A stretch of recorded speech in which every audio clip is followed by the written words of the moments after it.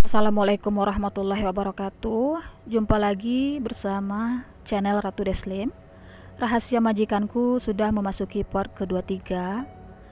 Jangan lupa subscribe terus channel ini agar bisa menyimak dan menikmati cerita yang akan saya suguhkan nantinya.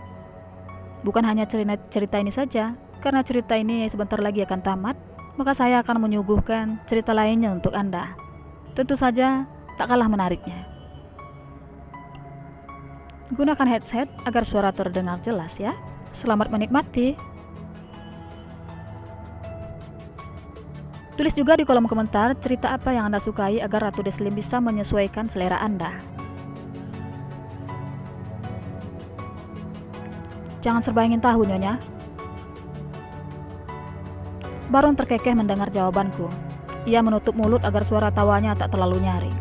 Perempuan itu terdiam dengan wajah memerah bak udang rebus. Ia membuka pintu lemari pendingin dan menyuruhku pergi.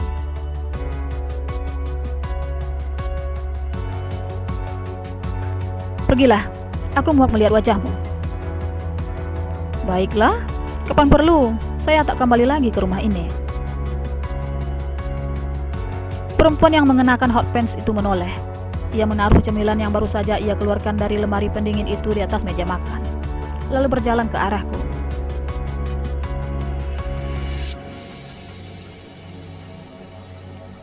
Nur, kau tak boleh bicara seperti itu.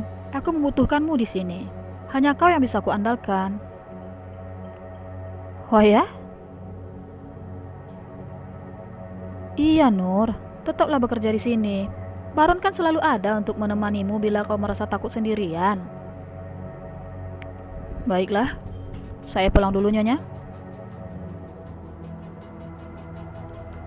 Besok kau kembali kan Nur? Iya Nyonya. Entah mengapa aku menjadi sedikit berani dan lancang terhadapnya. Mungkin karena kartu as perempuan itu ada di tanganku.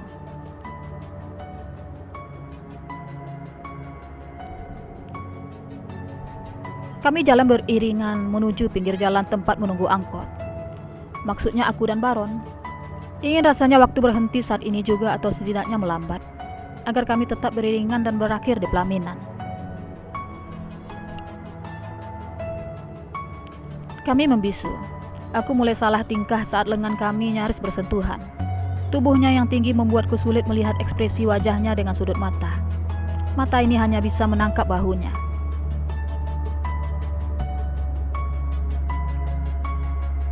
Nyaman. Mungkin sangat nyaman rasanya bila bersandar di sana. Bahu yang kekar dan aromanya yang wangi. Ia tak bau matahari meskipun sering berjemur di bawahnya.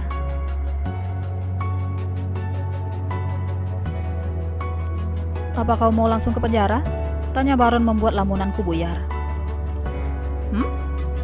Iya, aku langsung ke sana. Jangan lupakan pesanku. Yang mana? Titip salam pada ibu. Oh, tentu. Hatinya mulai melunak karena aku beritahu bahwa ibunya bukan pembunuh. Bertahun-tahun ia menyimpan dendam dan kebencian. Barulah sekarang ia ingin menitip salam.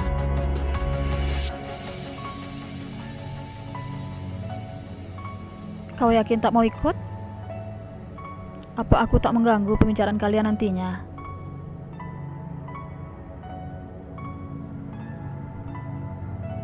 Tentu tidak, Baron. Dia ibumu. Kau juga berhak mengunjunginya. Bahkan harus. Buatlah ibumu senang dan tak merasa bersalah. Sudah cukup sekian lama dia menanggung hukuman atas kesalahan yang tidak dia lakukan.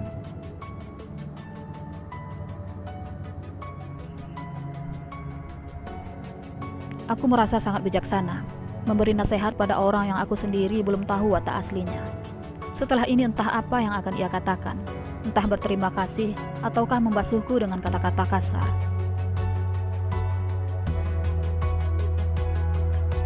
Kau benar.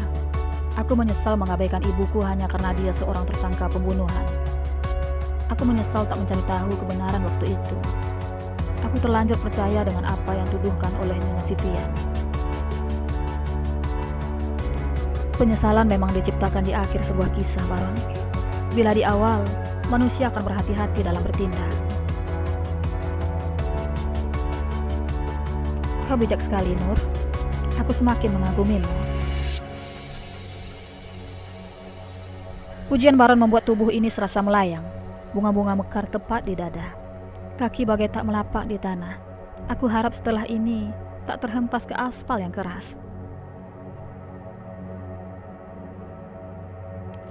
Terima kasih, Baron. Aku juga mengagumimu. Kagum? Atas dasar apa? Tidak. Maksudku, angkotnya telah tiba, ucap Baron seraya melambaikan tangan menghentikan laju angkot. Obrolan kami terputus. Untung saja angkot datang sebagai penolong. Kalau tidak, aku akan sulit untuk menjawab. Aku kagum pada ketampanannya. Tentu saja perempuan tak boleh sejujur itu. Harga diriku bisa jatuh nanti.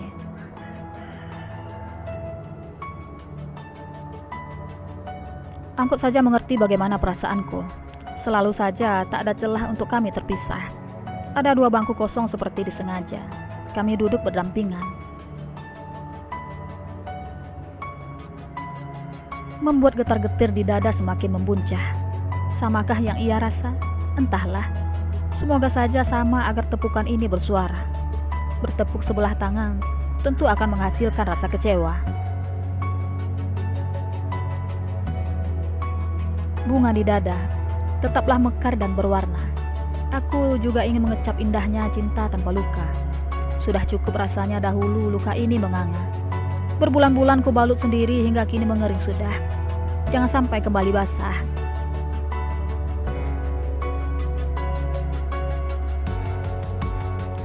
Kau yakin ingin langsung ke tempat itu? Tanya Baron seraya menatap wajahku dengan mata bulatnya. Bulu matanya lentik. Desiran halus menggelitik relung jiwa. Aku salah tingkah lihat wajah itu.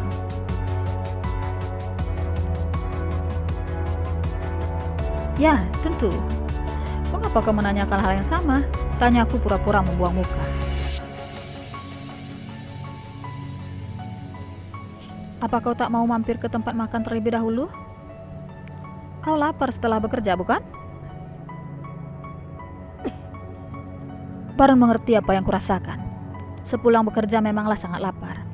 Aku merasa tak enak bila harus ia yang membayar. Hati ini begitu berharap bisa makan berduaan. Naluriku melarang karena kami sama-sama belum gajian.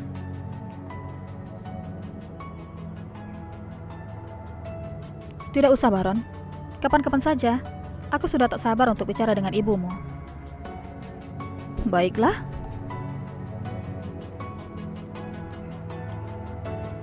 Tanganku mulai dingin saat memasuki gerbang tahanan bertembok beton tinggi menjulang. Seperti kemarin, tas dan segala sesuatunya harus dititipkan. Tak boleh membawa sesuatu ke dalam ruangan kecil makanan untuk tahanan. Sialnya, aku selalu datang dengan tangan kosong karena lupa membeli sesuatu. Silakan masuk, Nyonya, ucap petugas setelah menempelkan sesuatu di tanganku. Baron menyusul di belakang karena ada seseorang yang memotong barisan. Budaya antri tak diacuhkan. Seseorang itu melenggang tanpa perasaan. Kesal. Mengapa ada manusia yang tak tahu aturan?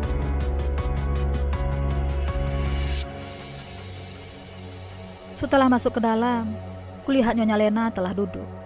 Mungkin petugas telah memanggilnya seperti kemarin saat aku datang. Ia tersenyum dengan mata penuh kaca. Baron, ujarnya seraya berdiri menyusul sang putra yang hanya diam.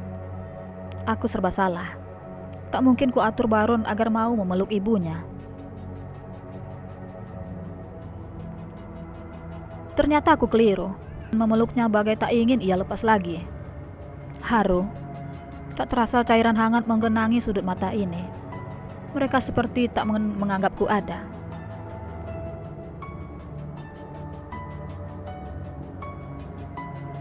Tak lama, pelukan itu mereka lepaskan. Nyonya Lena mengajak putranya untuk duduk. Aku menyeka sudut mata agar tak terlihat oleh mereka. Baron pun melakukan hal yang sama. Ia pasti malu menangis di depanku.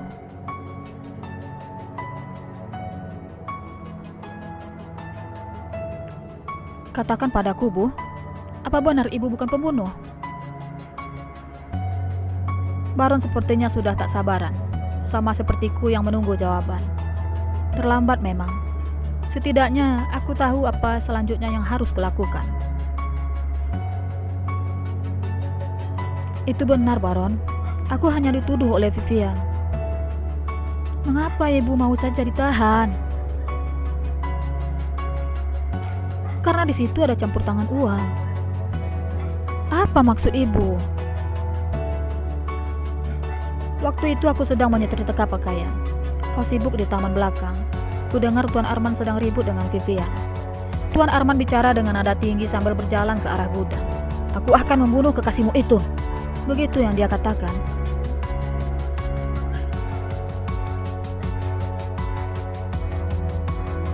Tiba-tiba Vivian berlari dari belakang. Perempuan itu menusuk punggung Tuan Arman. Aku menggigil ketakutan. Tuan Arman meminta pertolongan. Aku pun berlari mendorong Vivian dan mencabut pisau yang menancap di punggungnya.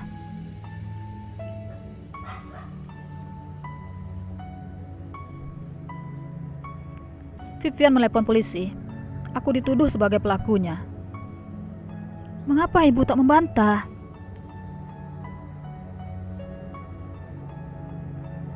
Mengapa posisi kami sama? Aku juga hendak menyetrika saat Nyonya Vivian menusuk Tuan Felix. Nah, aku tak mencabut pisaunya. Namun, kami menguburnya berdua. Membunuh seolah sesuatu yang lumrah baginya. Tak ada perasaan bersalah. Nyawa manusia tak ada harganya.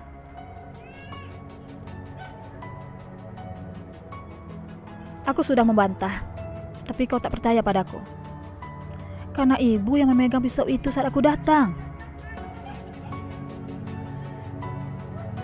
Sebelum kau datang, Nyonya Vivian juga mengancamku. Ia akan membunuhmu, Baron. Aku tak mau kehilangan harta satu-satunya. Utangku juga banyak pada Vivian. Dia selalu memberiku pinjaman. Utang? Aku juga mempunyai utang pada Tuan Felix. Bahkan ibu menandatangani surat perjanjian dengannya. Surat itu di mana? Jangan-jangan Nyonya Vivian telah menemukannya. Surat itu bisa menjadi senjata untuk menyudutkanku. Kau tahu apa yang paling mengejutkan, Nur? Felix berada di rumah itu. Mantan kekasih Vivian. Entah sejak kapan dia di sana. Ia membuka kamera CCTV di ruangan itu dan membuangnya.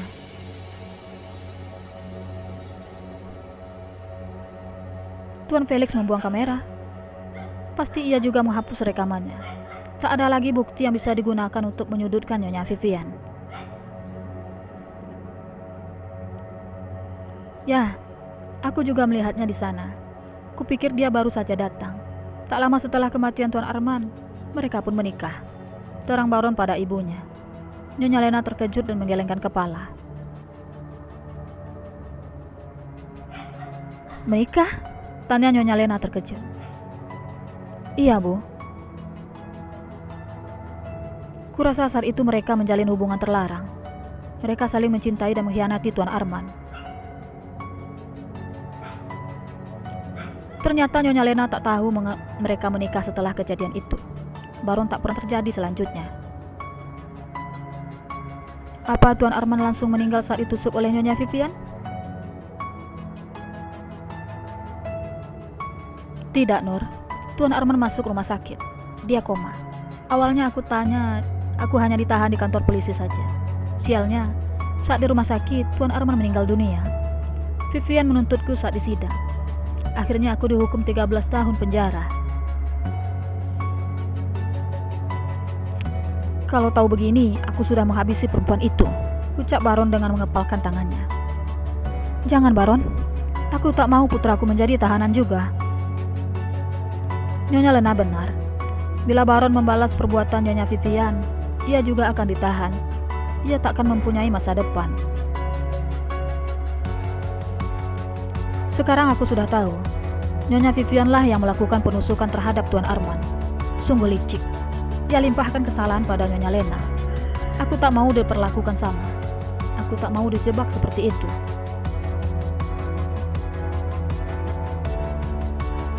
Kami keluar dari tahanan karena waktu berkunjung telah habis.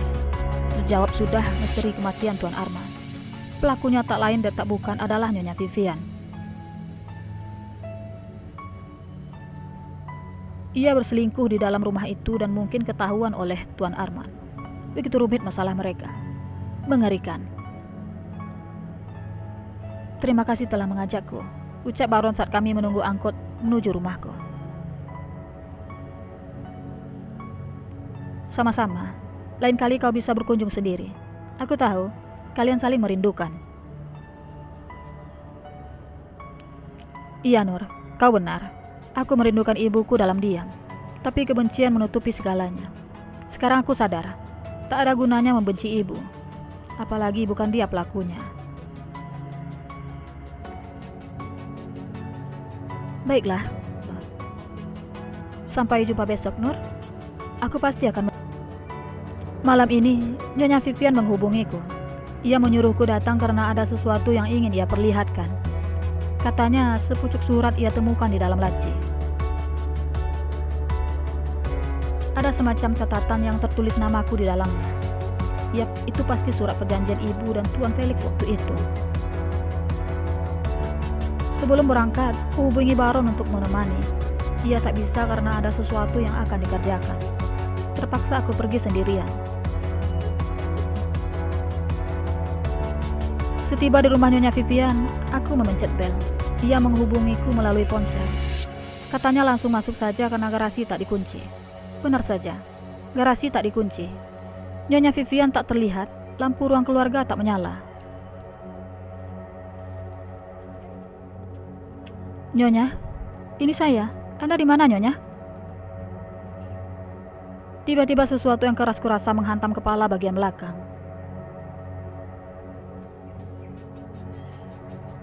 Gelap.